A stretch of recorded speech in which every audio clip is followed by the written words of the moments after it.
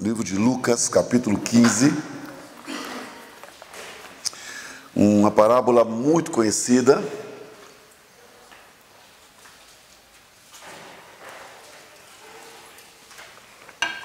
A parábola do filho pródigo. E os convido nessa manhã então a pensarmos um pouco alguns princípios nessa parábola. Talvez de um jeito um pouco diferente, mas vamos lá. E parábola é isso, eram lições, conceitos que o Senhor trazia, que continha lições por trás daquilo. E mais do que uma lição. E muitas vezes a gente pega determinados textos da Bíblia e a gente já lê esse texto com um preconceito, ou seja, você já tem um conceito daquele texto. Você já ouviu falar tanto daquele texto que você só pensa daquele jeito naquele texto. E nessa manhã vos convido a gente pensar um pouco diferente nesse texto. Se o pastor depois achar que é heresia, ele pode repreender e dizer, não, isso aí que o Paulo pregou, esqueçam. Mas vamos tentar, amém, queridos? Vamos ler o texto primeiro para a gente, de novo, entender e analisar tudo isso aqui. Então eu vou convidar a Sueli, vem cá, Sueli, você pode ler para nós? Aí eu vou poupando a minha voz e ela me ajuda. Eu te empresto o microfone, se quiser subir. Um homem tinha 2 filhos. O mais novo disse ao seu pai: Pai, quero a minha parte da herança. Assim ele repartiu sua propriedade entre eles. Não muito tempo depois, o filho mais novo reuniu tudo o que tinha e foi para uma região distante. E lá desperdiçou os seus bens vivendo irresponsavelmente. Depois de ter gasto tudo, houve uma grande fome em toda aquela região e ele começou a passar necessidade. Por isso, foi empregar-se com um dos cidadãos daquela região, que o mandou para o seu campo a fim de cuidar de porcos. Ele desejava encher o estômago com as vagens de alfarrobeira que os porcos comiam, mas ninguém lhe dava nada. Saindo em si, ele disse: Quantos empregados de meu pai têm comida de sobra e eu aqui morrendo de fome?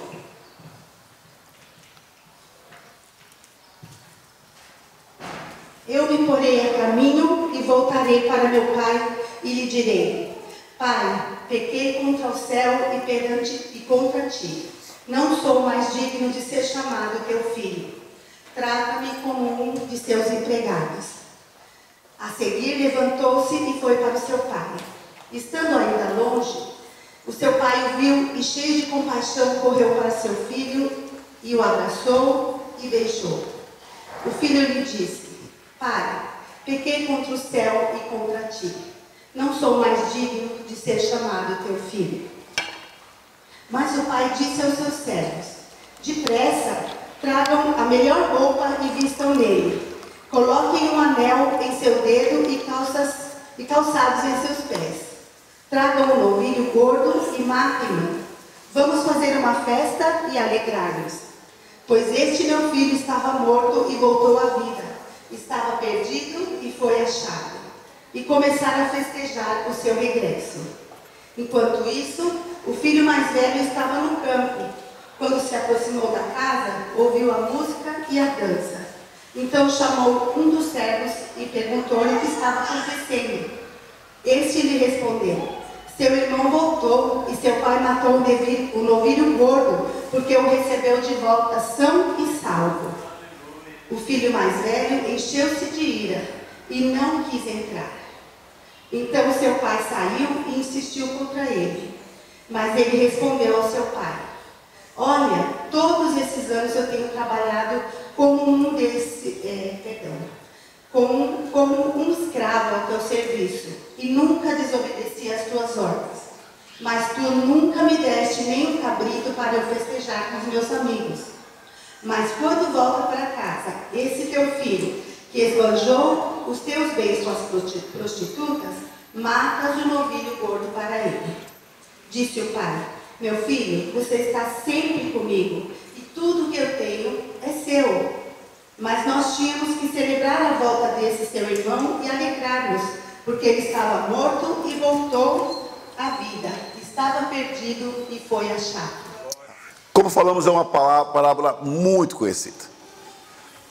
Se nós fôssemos fazer uma síntese, né, dessa palavra, nós podemos dizer basicamente que há um rapaz que decide curtir a vida. Algo muito comum hoje. Quero curtir a vida. Eu quero aproveitar minha juventude. E basicamente, se nós pensarmos bem aqui, amados, nós vamos ver que ele só viveu hoje. Eu quero festejar, eu quero celebrar hoje. Ele não se preocupou com os amanhãs. E muita gente vive assim. Muita gente só está vivendo hoje. Porque uma coisa é viver hoje na dependência do Senhor. Eu sei que o meu futuro está garantido no Senhor. Agora outra coisa é viver só hoje, inconsequentemente, sem pensar que haverá amanhãs. E esse rapaz, então, o resumo aqui é o quê? Ele vai lá, pede a sua herança antecipadamente para o seu pai. Já é algo absurdo, porque literalmente ele está falando o que para o pai dele? Eu desejo que você morra. Eu quero a minha herança, não quero saber se você está morto ou não, eu quero a minha herança agora. O pai dá, ele vai viver. Como falamos, ele vive os hoje, esquece os amanhãs.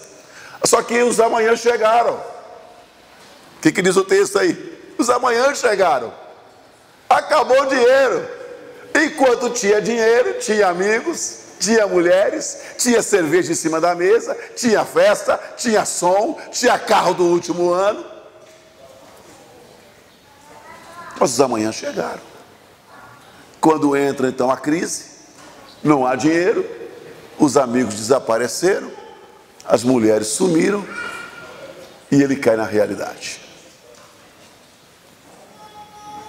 E é tão forte que ele vai trabalhar para pessoas no outro país e o patrão dele manda ele cuidar de porcos. Um serviço extremamente indigno para um judeu. E a fome era tanta daquele rapaz que ele começa a desejar o quê? Até comer a comida dos porcos. E ele passa então a viver literalmente, queridos, uma porcaria de vida.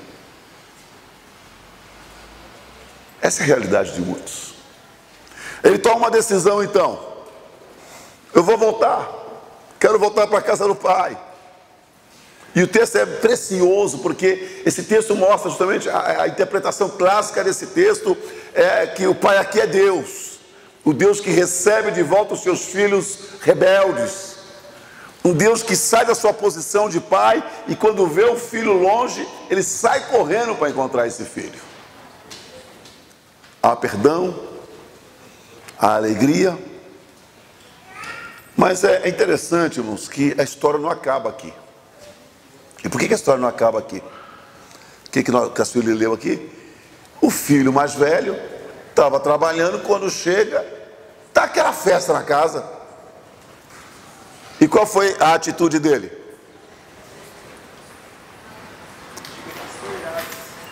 Indignação. Como assim? Eu tenho trabalhado para o Senhor como escravo. Olha, eu tenho sido escravo para o Senhor. E o Senhor nunca, nem sequer me deu um cabrito para eu matar e fazer um churrasco com os meus amigos. Agora vem esse daí, que desejou a tua morte, que pediu a tua herança por antecipação, gastou todo o dinheiro, toda a herança que o Senhor deu para ele. Agora ele volta, o Senhor faz festa ainda?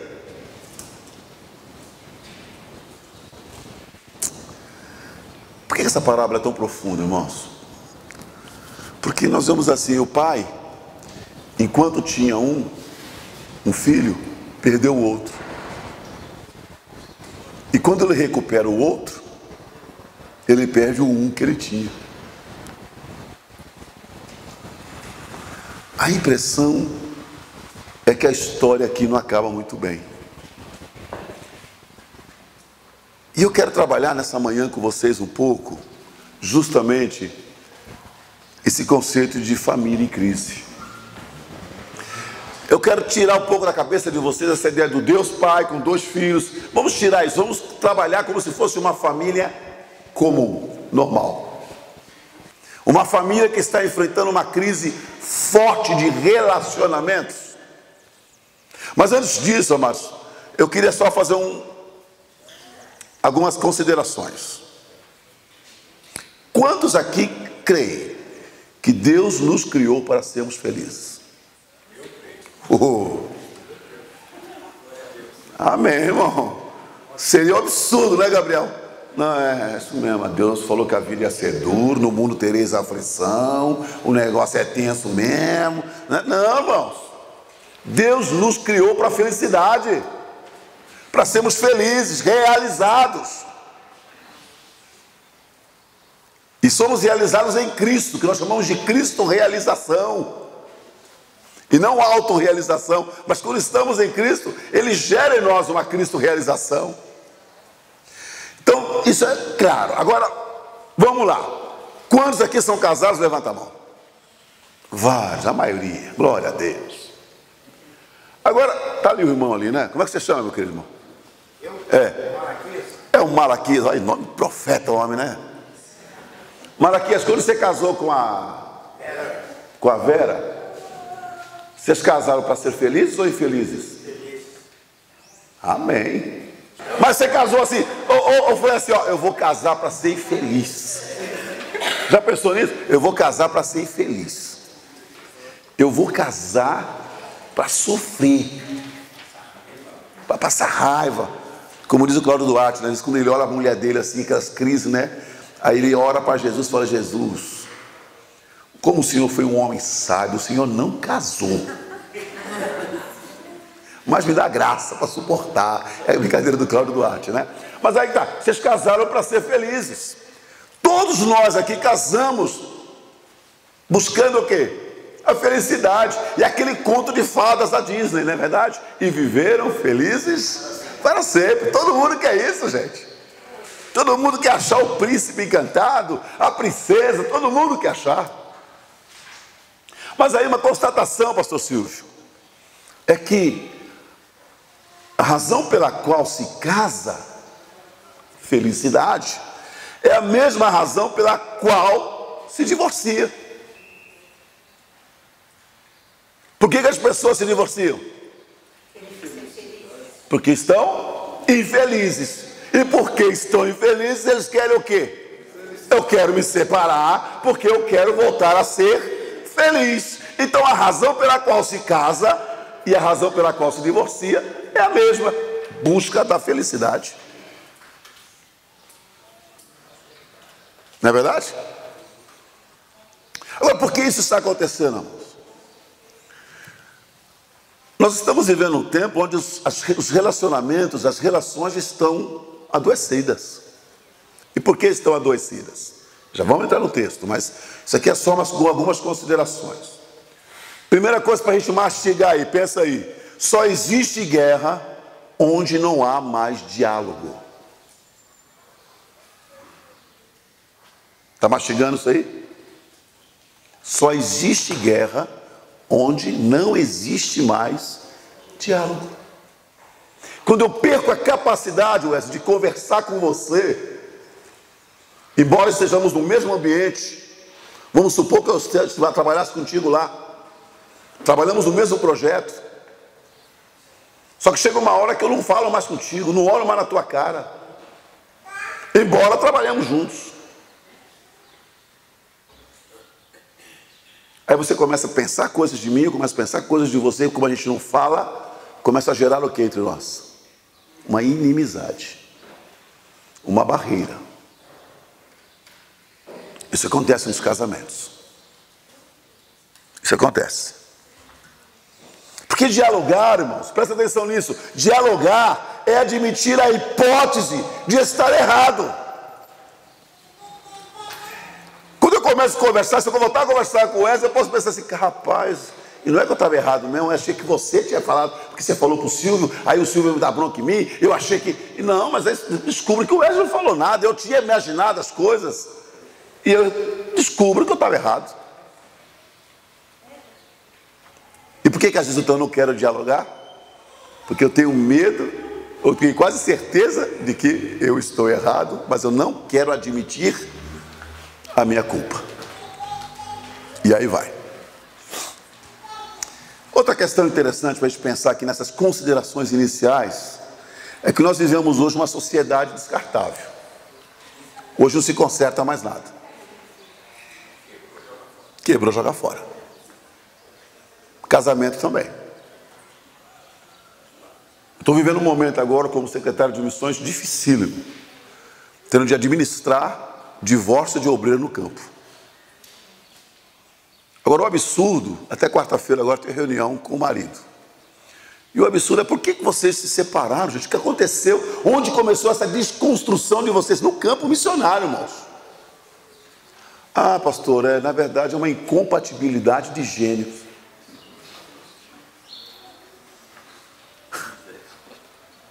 Meu, Deus teve uma brilhante ideia. Qual foi a brilhante ideia de Deus, irmãos? Colocar um homem e a mulher debaixo do mesmo telhado. Só Deus para pensar um negócio desse, Senhor. Colocar o homem e a mulher debaixo do mesmo telhado. Pense em dois seres completamente diferentes. E nesse ponto eu concordo com o Cláudio Duarte. Eu amo algumas coisas que o Cláudio Duarte fala. Algumas coisas ele exagera. Mas tem coisa que é verdade, irmãos. Somos completamente diferentes um do outro. Aí vem depois que essa história de compatibilidade de gênero. Somos diferentes, aprendamos a conviver com as diferenças. Até para relaxar aqui, para a gente brincar um pouquinho aqui, para relaxar, né? Uma diferença básica de homem e mulher. Por exemplo, mulher vai para o banheiro em bando. Em turma. Vai para o banheiro de turma. Já viu uma mulher assim, você está com a tua namorada lá, né, Gabriel? Aí vou no banheiro. Ô moça, vamos. Aí vão duas para o banheiro. Agora imagina se um negão desse aqui vira para o Gabriel assim: Gabriel, vamos no banheiro?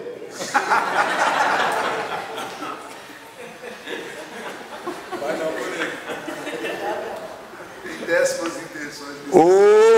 Opa! E mulher não, ela vai no banheiro junto e chega lá e uma está fazendo o número 1, outra está fazendo o número 2 e a outra está em pé conversando, maquiando, e a outra sai com a saia bem assim, parece que tua saia está assim, está assado. Imagina no banheiro, rapaz, os dois homens lá. O cara sai esquecendo de fechar o zíper, o outro zíper está fechado. Tá... Não, meu.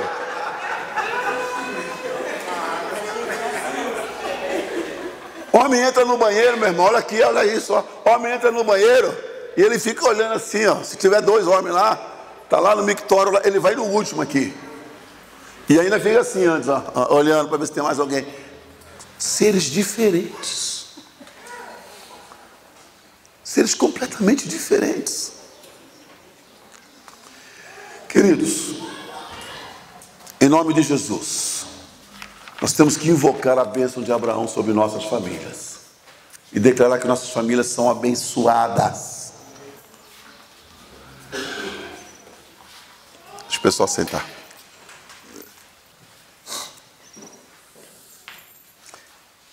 Como considerações iniciais, para antes de entrar no texto, mas continuando aqui, a verdade então que a crise da família, irmãos, presta atenção nisso. A crise na família, então, pastor Silvio, é uma crise individual. Porque o ser que compõe a família, eu, a mulher, os filhos, a maioria dessas pessoas estão em crise hoje. Porque o indivíduo, o eu, está sempre acima de tudo. Irmãos, cada vez mais nós estamos criando uma sociedade extremamente egoísta. O que é ego? Eu penso primeiro em mim mesmo. Nós estamos vivendo um tempo onde se perdeu a capacidade de comunhão, de dividir. Perdemos a condição essencial do Evangelho, porque no Evangelho é o quê? Uns aos outros. Perdemos essa capacidade. Aí eu pergunto aqui, se muitas vezes não há comunhão dentro da própria família, imagina fora. Se não há comunhão dentro de casa, imagina fora, pastor. Então esse é o quadro, esse é o retrato da família hoje. Como estamos falando até agora, a família está em crise porque o sujeito que a compõe está em crise. Eu não posso dar o que eu não tenho. Então eu, como homem da casa, como sacerdote do lar, eu preciso primeiro estar bem comigo mesmo. A mulher precisa estar bem com ela mesma. Senão nós não vamos chegar a lugar nenhum. Voltando para a parábola, vamos pensar aqui nessa parábola, queridos.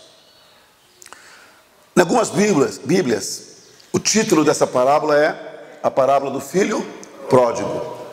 Mas é interessante que a NVI, por exemplo, ela traduz como a parábola do filho perdido. Poderíamos também chamar, desespiritualizando um pouco, já falei isso aqui, pastor Silvio, porque essa parábola, normalmente nós pensamos Deus e seu amor para com os seus filhos. Mas eu quero convidar vocês a gente pensar essa parábola na perspectiva de uma família normal. De um pai, mãe e filhos. E dentro disso extraímos algumas verdades dentro dessa parábola. Vamos pensar nisso então? Vamos lá? Feitas essas considerações iniciais. Quando nós lemos aí essa história, você vai perceber comigo que aparecem quantos personagens aí? Vamos lá? Para ajudar vocês, quantos? Aparece quem? O pai e dois filhos, o filho mais velho e o filho mais novo. O filho mais novo que pediu a herança e foi embora, o filho mais velho continuou lá. Há uma ausência aqui, queridos? Onde está a mãe na parábola? Cadê a mulher aí? Há um desequilíbrio aí, pastor. Não há a presença da mulher nessa história. Eu falei, tira aquele pensamento preconcebido do Deus. Não, agora estou falando de família aqui. O texto fala de um pai, do relacionamento de um pai com os dois filhos. Em nenhum momento cita a mãe. Há uma ausência. E eu quero perguntar para vocês, o que é a mulher hoje? O que é a mulher hoje? Se nós pararmos para pensar, hoje há uma imagem deformada da mulher.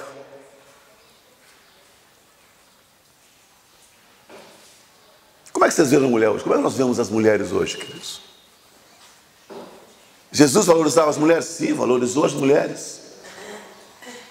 Mas nós temos que parar para pensar, amados. Hoje as mulheres conquistaram muitas coisas. Estão em grandes cargos. Chegaram a ser presidente do Brasil. Ainda que algumas digam, Senhor, tanta mulher boa por aí, só vai mandar logo aquela.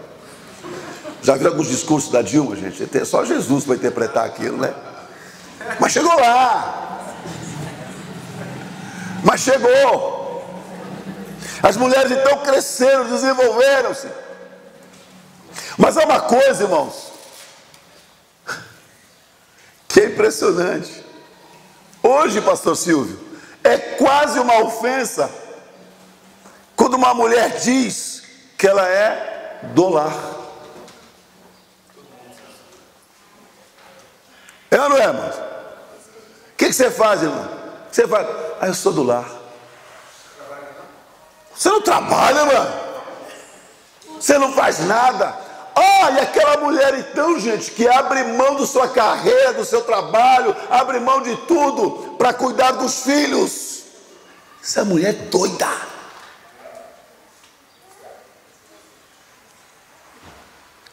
Então a sociedade hoje foi trabalhando de tal maneira, e nós falamos disso ontem, que num mundo que o sistema é maligno, não é bíblico. Então, nessa luta de igualdade de gênero, deformou a mulher. A tal ponto, amados, que hoje a mulher passou a ser uma competidora dentro do casamento. Já não é mais parceira. Ela quer estudar igual, ela quer se formar igual, ela quer ganhar igual ou até melhor. E gera o que dentro do casamento? Conflito e competição. Lembra que nós éramos recém-casados? A Sueli ficou grávida do nosso primeiro filho. Aí continuou trabalhando, ela tinha um trabalho muito bom, ela trabalhava no Tribunal de Justiça, concursada. Se estivesse lá até hoje, já teria cargo de diretoria. E quando foi do primeiro para o segundo filho, né, Sueli? 10 meses depois do primeiro filho, ela toma uma decisão. Ela chega para mim e falou assim: olha, eu entendo que a minha função como esposa e mulher é cuidar do meu filho, é cuidar da minha casa, e eu vou pedir exoneração. Esse marido aqui que vos fala, em vez de dizer amém, Deus abençoe a tua decisão, eu falei, está amarrado em nome de Jesus. E o dinheiro? Eles contratam alguém, eles te mandam para a escolinha, eles não sabe. Pensamento do mundo. Pensamento do mundo. Que o negão aqui estava pensando o quê? Na bufunfa, no dinheiro, no conforto. Agora eu sozinho vou ter que sustentar a casa. Mas ela tomou essa decisão. Ela decidiu, queridos, e foi a melhor decisão que ela tomou, que nós tomamos depois. Eu aceitei a decisão dela, tomamos, amados. Nossos filhos foram criados pela mãe, dentro de casa, com todo carinho, com todo cuidado. Amém, amados? E hoje estão aí homens formados, de bem com a vida, sadios, porque se abriu mão de algo. E nessa casa você vê que há problemas com os filhos, porque no texto mostra que a mãe não estava presente. E casa onde só tem pai, e casa onde só tem mãe, há um desequilíbrio. Há desequilíbrio. Não funciona, Silvio. Não dá certo. Então o que eu quero falar nessa manhã, queridos? Já para começar. Minha querida irmã, não se esqueça do porquê você foi criada. O pastor Silvio estava conversando com o irmãozinho ali, né? Que vocês conhecem, tudo. Eu falei assim, Silvio, tudo aquilo ali é filho dele? Com liberdade. Ele falou, é. Eu falei, gente, esse homem está enchendo a terra sozinho.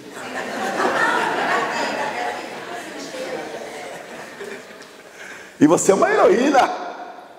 Mas glória a Deus por isso, que coisa linda. Eu vejo ali, né? Ele ali, e o pastor Silvio sentado, aquele monte de filho em volta. Que coisa linda, que visão bíblica maravilhosa é essa, pastor? Porque hoje os casados não querem mais ter filhos. Por quê? Vão pensar na carreira. Vamos pensar na nossa realização pessoal primeiro. E eu vejo ali a irmãzinha ali, né? Cuidando do nenê com carinho, com cuidado. Você tem que trabalhar muito, negão. Tu vai ficar mais magro que tá. Mas vai valer a pena, amém? Você vai cuidar dos seus filhos e cuidar um do outro. Vai ser maravilhoso. Sua família vai ser uma família de bênção. Amém, meu querido? Então, mulher, você foi criada para ser ajuda idônea, para estar do lado, para caminhar junto. Não é para ser cabeça, não, nem para estar debaixo do pé, é para estar do lado. Quando a mulher está do lado, quando há esse equilíbrio na família, a família vai longe. Eu amei porque ontem conversávamos com o pastor Silvio, com a Rita, com a Sueli. E o pastor Silvio falou uma coisa que eu achei bacana, porque eu também tenho isso. Ele não sai sem a mulher dele. Não viaja, né, pastor? Só se tiver alguma... Isso é maravilhoso, isso é companheirismo. Agora tem marido e mulher, irmãos, cada um para o seu lado. Cada um com seus amigos. Cada um com sua agenda. Mulher, em nome de Jesus, seja bênção de Deus na tua casa. Amém? Então vamos lá. Então nós vimos aqui que há uma ausência nesse texto da mulher. Mas também aqui nós temos uma segunda coisa, irmãos, que pode chocar um pouco, eu vou falar agora. Mas como estamos tirando aquela figura espiritual e trazendo para o relacionamento de família, vocês vão entender por quê. Nós temos também a figura de um pai aqui, não tem? Vocês leram aí? Tem um pai no texto. Só que se a gente parar para pensar, irmãos, nesse texto nós temos um pai excessivamente benevolente. Um pai pai bom demais. Tira agora a figura de Deus, vamos trazer para a família normal. Esse pai é bom demais, Gabriel. O moleque chega para ele, Silvio. Pensou se seu filho chega conhecendo o Silvio, assim, com esse jeitinho assim dele bem tranquilo, light, né? Diet, né? Aí chega lá Gabriel e fala assim: pai, dá minha herança aí. Eu quero a minha herança agora, pai. Você vai te catar, moleque, né? E capaz de levar um pescoçado ainda, né? Aí o menino chega pro pai lá na história, fala: pai, eu quero a minha herança. E o pai faz o quê? Dá. Nem questiona.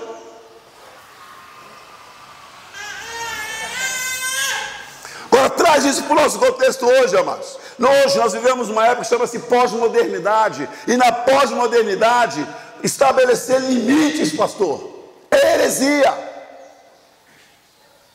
Você não pode colocar limites nas crianças mais hoje. Que isso? Criança tem que ser livre. Irmãos, hoje na pós-modernidade, não é palavrão.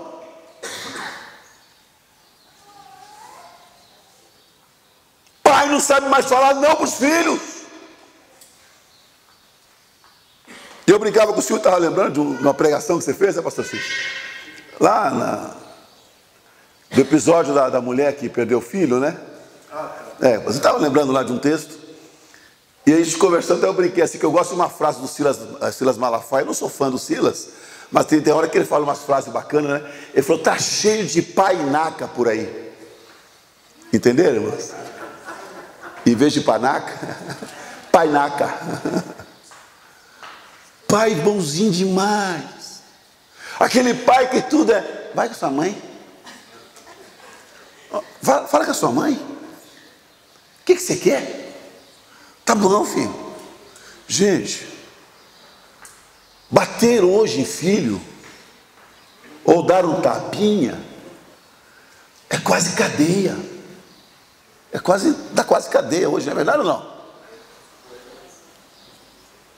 Só para vocês terem uma ideia, irmãos, nós fizemos um curso uma vez para pais lá na nossa igreja. E eu tive a brilhante ideia de chamar 2 psicólogas da igreja para falar para os pais. Só que eram solteiras. E elas foram falar para os pais. Primeira coisa que elas começaram a falar foi: pais, não batam nos vossos filhos. Não, mas a Bíblia diz: não, a psicologia mostrou que se bater, ele vai ficar revoltado, que vai ficar isso, que vai ficar aquilo. Gente, foi um caos. Para que eu fui fazer isso? Eu pensei: meu Deus. Só que uma delas casaram. As 2 casaram, aliás. E uma tem filho hoje. Para começar, irmãos, eu não sei você, pastor Silvio, aqui. Eu estou vendo que essa igreja está cheia de gente grávida aqui, né? Que o Senhor continue abençoando, sinal de que a igreja está trabalhando muito, amém? Os irmãos estão espertos, estão ativos, estão na obra, glória a Deus. Continua assim, irmãos. Eu fui numa igreja uma vez, tinha uns 500 pessoas na igreja, falei: tem alguma grávida aqui? Falei: Jesus amado, o que é isso que está acontecendo nessa igreja? Mas, queridos, aí o que acontece?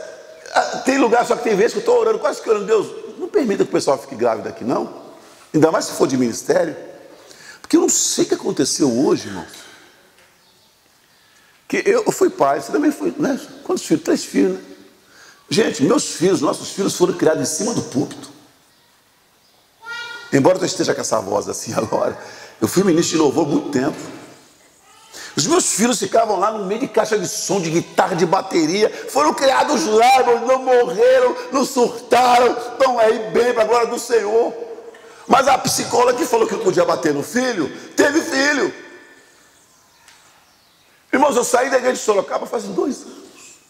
Essa parte você vai cortar depois, tá? Se você colocar lá, porque senão ela vai me bater quando eu for lá. Tá? Não, mas pode falar, não tem problema não. Irmãos, em 1 ano e 3 meses, 4 meses que ela teve filho, foi na igreja 3 vezes. Aí o pastor que está lá, pastor Alex, irmão, o que está acontecendo? Ai, mas tem tanto trabalho. Aí na hora de sair para o culto ele chora, aí a gente fica aqui para cuidar dele, para ele dormir. A gente acha que se ele for no culto, o barulho do culto pode atrapalhar a audição dele, não sei o quê. E aí eu olho para o pai. Tipo, pai, põe ordem, seu pai. É difícil, pastor. Tem que acordar de madrugada. Dá vontade de pegar uma cinta, gente, descer o cacete nos dois. Essa é a vontade. Um pai excessivamente benevolente nesse texto. E esse texto nos mostra que como nós temos dificuldade de estabelecer limites, de dizer não.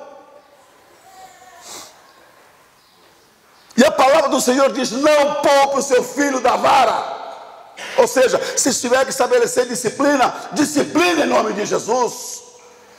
Sabe por quê, irmãos? Se você não diz não para o teu filho, a primeira coisa que ele vai encontrar lá fora, na vida, é não. Aí se frustra, pastor. Porque sempre teve sim em casa. Quando vai para o mundo, vai para a vida, recebe o não, aí fica frustrado. Depressão. Tem que ir para psiquiatra, para psicólogo, tomar remedinho para dormir. Geração que está doente. Pais ocupados demais para educar. E como se sente culpado pela ausência, não sabem dizer não para os filhos. Porque tem que dar tudo, porque se sente culpado de não estar ali. Há outro personagem nesse texto. Nós vimos uma mãe ausente, um pai excessivamente benevolente, bonzinho demais. Mas nós temos nesse texto também a figura de um filho mais novo, extremamente interesseiro. Temos o filho interesseiro aqui no versículo 12. Eu quero a minha parte agora. Isso nos mostra, amados, que há filhos hoje, dentro da igreja inclusive, que olha para o pai não como pai, olha para a mãe não como mãe, olha para o pai e para a mãe como um bolso, como um banco. Já não há sentimentos, Rafael, já não externam mais nada.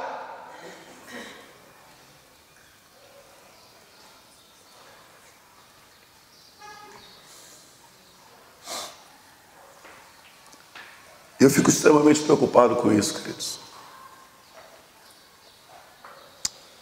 Como estamos criando os nossos filhos?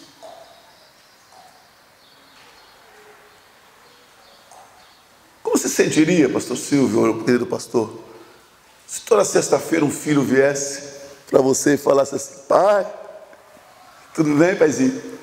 Eu te amo tanto, você é tão legal. Eu acho lindo o seu relacionamento com os teus filhos. Eu achei muito bonito, meus filhos. Eu estou falando aqui de verdade, né? Isso aqui te abraçando e senta no colo. É bonito isso, é bonito você ver esse sentimento de carinho na família.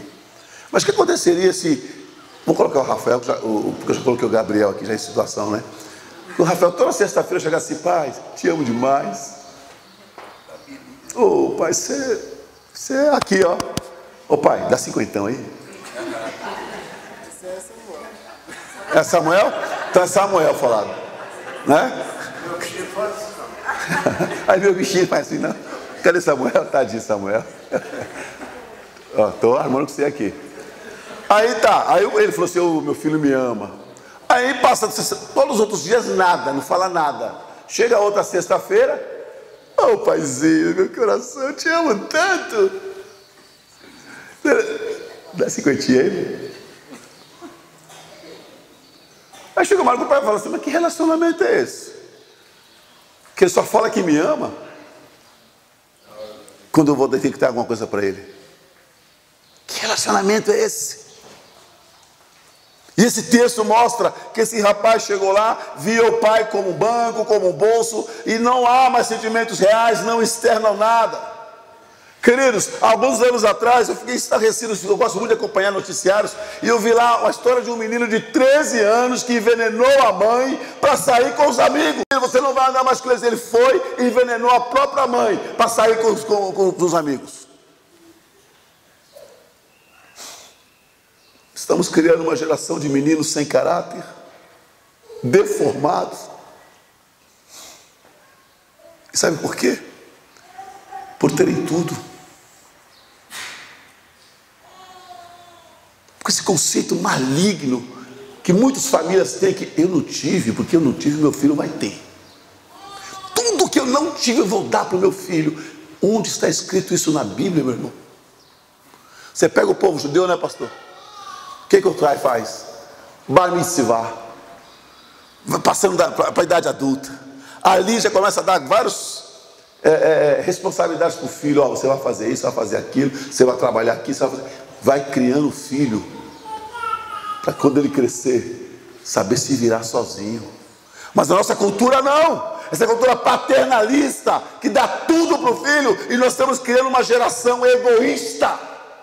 Filhos extremamente egoístas, filhos que não foram educados no coração e na alma. E hoje os maiores crimes cometidos no Brasil são cometidos por menores. Verdade ou não? Por quê? Tem o ECA, Estatuto da Criança e do Adolescente, que tem várias regras lá, e uma delas é que ele é irresponsável pelos seus atos. Não tem responsabilidade. Aí ele mata, é preso, o delegado, a despeito do crime, liga para papai e mamãe, e papai e mamãe vem na delegacia, assina lá um documento e leva o filhinho para casa. E à noite ele está na rua de novo.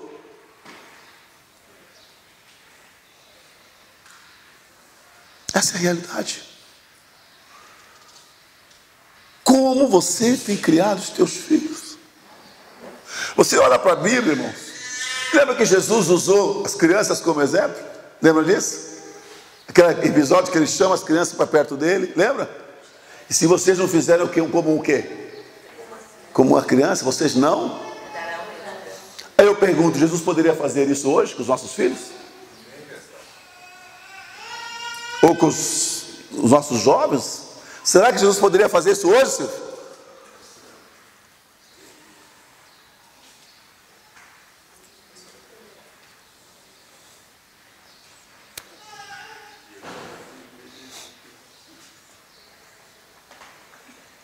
Nossos filhos são frutos de sujeitos que estão deformados. Pai e mães deformados, que estão criando filhos deformados, que vão gerar filhos deformados. É um quadro feio. Esse texto então nos revela também uma família disfuncional. Não só o filho perdido, mas uma família perdida. Porque há uma mãe ausente, há um pai extremamente bom, que não sabe dizer, colocar limites, nem dizer não. Há um filho interesseiro. E agora também há um outro filho ciumento. Há um outro filho ciumento. O filho mais velho, extremamente ciumento. Possessivo. Não se amava, não amava ninguém. Esse já via o pai como patrão. É diferente o relacionamento ali. O pai era o patrão, era o chefe. E é interessante que o ciúme é algo terrível, mas porque o ciúme acaba por nos fazer inimigos daquele que ocasiona o ciúme. E quem ocasionou o ciúme dele? O irmão. Então por que você me causou esses ciúmes? Eu te odeio. Eu te odeio.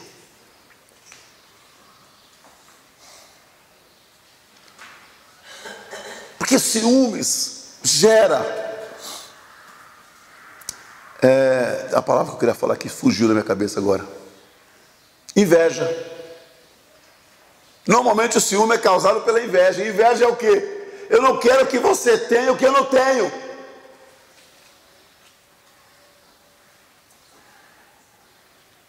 Essa é a realidade. Era isso que está acontecendo dentro daquela casa. Havia um filho então extremamente machucado, ciumento, odiando. E como é perigoso, amados, esses problemas que muitas vezes nós, sem percebermos, começamos a criar dentro de casa o problema da predileção. Nós vemos muito claro isso na casa de Jacó e Isaac. Você vê que eles sempre tinham uma predileção pelo seu filho. Isaac gostava mais de quem? Vocês lembram disso? Isaac era apaixonado pelo filho mais velho dele. E desprezava Jacó. Já a mãe, percebendo isso, Jacózinho, vem aqui. Papai protegia Esaú, mamãe protegia Jacó. Resultado, mãe e filho se juntam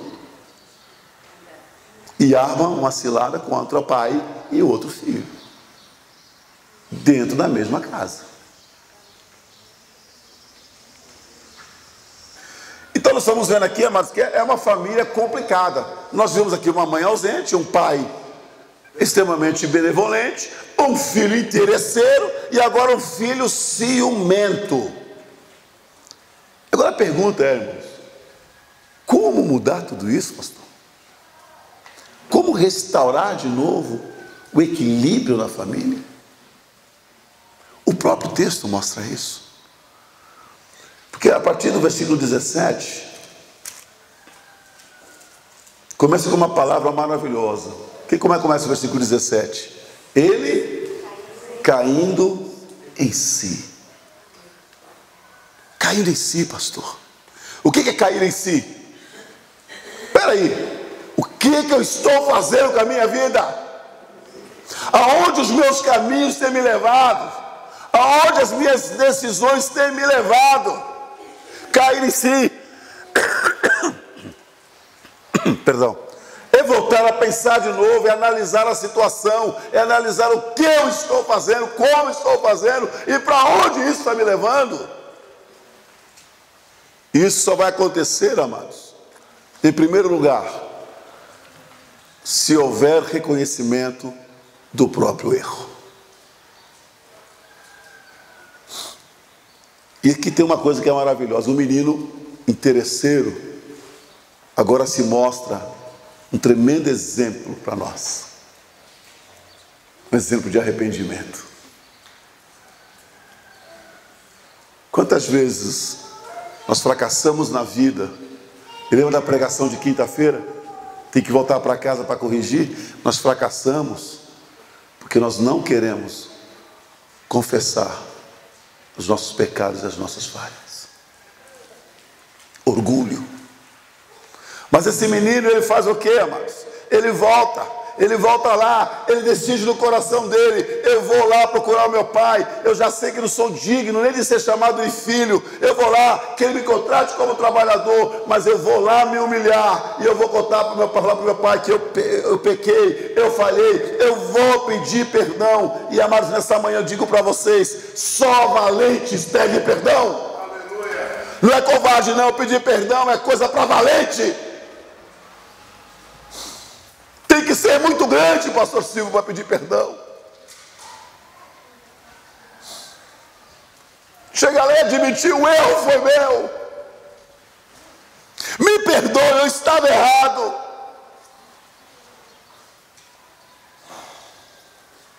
Isso não é coisa para frouxo, não. Isso não é coisa para gente frouxa, não. Isso é coisa para valente.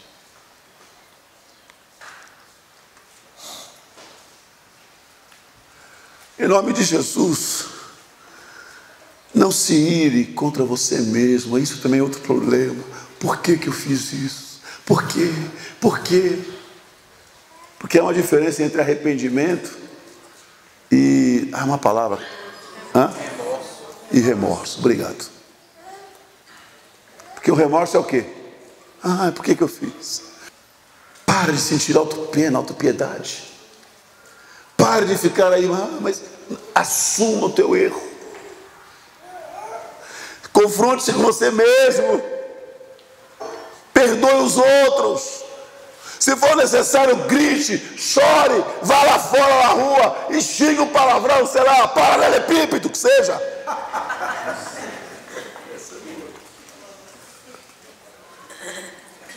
Mas extravasa a tua raiva. Extravasa os seus sentimentos. Porque o meu Jesus, amados, é isso que eu sempre digo, eu sou apaixonado pelo Jesus homem, pastor. Porque está cheio de crente aí que vem aquela história, estou em vitória, estou invicto, estou em vitória. Que vitória nada, meu irmão. Você vê que o cara está com a vida arrebentada, o miserável fica lá declarando que está, é que nem o camarada, né, que diz que morreu 3, né? Não, 2, vai, para resumir a história. Não, 3, melhor.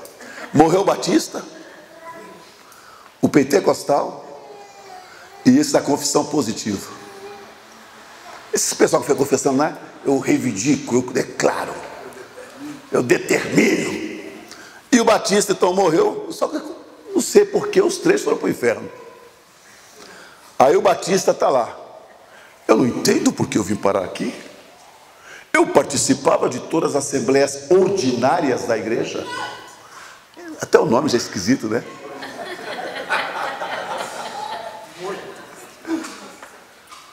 Eu conhecia os estatutos de memória, todas as regras da igreja.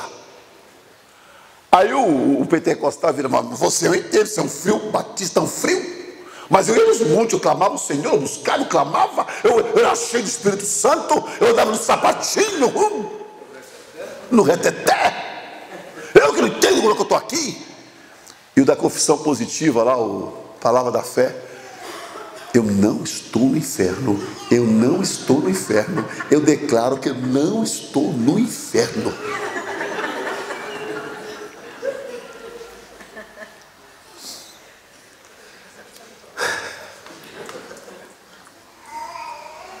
Encare teus problemas de frente, querido. Tenha coragem, como fez esse menino. Só a cura começa quando começamos a reconhecer os próprios erros. Tenho sido um pai bom, ou extremamente bom, ou tenho sido um pai equilibrado? Como tem sido meu papel como mulher, como filha? Como? Em nome de Jesus, não desconte a tua ira, a tua raiva, as tuas depressões, as tuas frustrações na sua mulher, no seu filho, no seu cachorro. Coitadinho, você chega em casa, o cachorro vem com o rabinho balançando todo alegre, você dá um chute no coitado. Não é verdade? Quando a gente faz isso,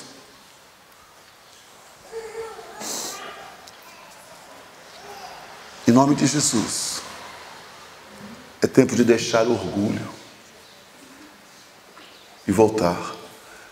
Tem que reconhecer o próprio erro. Em segundo lugar, para curar isso, pastor Silvio, tem que haver o exercício do perdão. Versículo 20, o que diz? O pai, levantando-se, e ele levantou-se e foi para onde? Foi para o pai.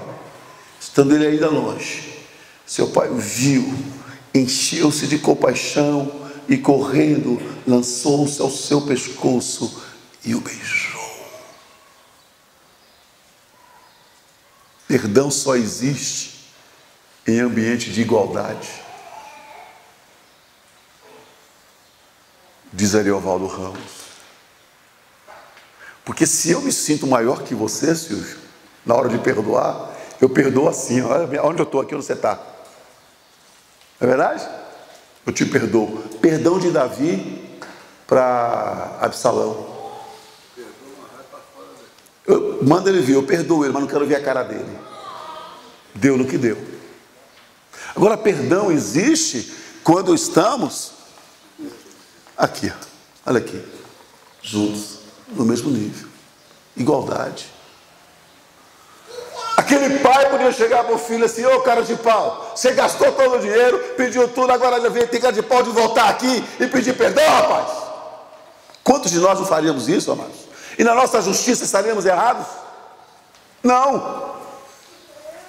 Mas o pai, quando vê o filho de longe, o que gera nele é amor, é gratidão pela volta do filho que tinha perdido. Ele corre lá, abraça o filho abraça o pai. Há um exercício maravilhoso de perdão. O filho não tinha mais nenhum direito, mas ele foi perdoado. E quem perdoa, quita a dívida. Já não há mais dívida. O pai perdoou.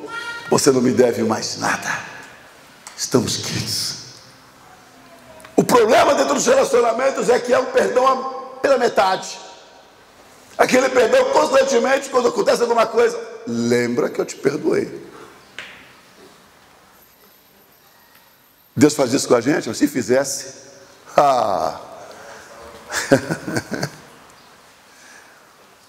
o pai renuncia ao seu direito e volta a dar tudo de novo para o filho.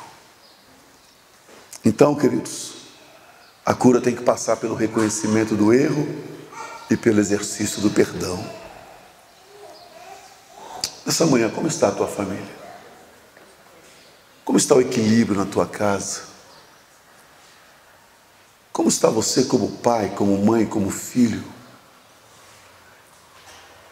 Este texto, essa parábola é riquíssima, que mostra mais do que um filho perdido. Na minha concepção, humanamente falando, mostra uma família que estava perdida. Como restaurar isso? A parábola termina com o filho mais velho tirando o pai da festa, e o pai tentando convencer o filho mais velho. Interessante que não há uma conclusão nessa parábola. Deixa para nós pensarmos. E nessa manhã eu quero dizer assim: qual será a conclusão da história da tua família? Como será que vai terminar a tua família? Me dá a impressão que Deus, de propósito, em alguns textos na Bíblia que Ele deixa inconcluso, para a gente mesmo decidir o que vocês esperam fazer, o que vocês decidem fazer. Se você é um filho ciumento, o marido ciumento, a mulher ciumenta, quebra isso hoje em nome de Jesus. Se você é um filho interesseiro, uma mulher interesseira, um marido interesseiro, quebra isso em nome de Jesus. Se você é um pai ou uma mãe extremamente bons, que não sabem dizer não, quebra isso em nome de Jesus e recomeça uma história com os princípios bíblicos da tua vida em nome de Jesus, amados. Aí sim, eu e minha casa serviremos ao Senhor. Eu não sei o que vocês vão fazer, princípio de Josué. Eu não sei o que vocês decidem para a vida de vocês. Eu, porém, sigo meu Deus e declaro que a minha casa pertence ao Senhor. Que o Senhor nos ministre nessa manhã. Que não sejamos uma família perdida, mas que sejamos sim uma família muito bem achada, resolvida e abençoada. Amém? Fique nas suas cabeças, queridos. Aqui está a tua palavra, Senhor, que nos edifica, que nos confronta. Que em nome de Jesus, Pai, que essa palavra venha se tornar uma realidade em nossas vidas como famílias, Pai.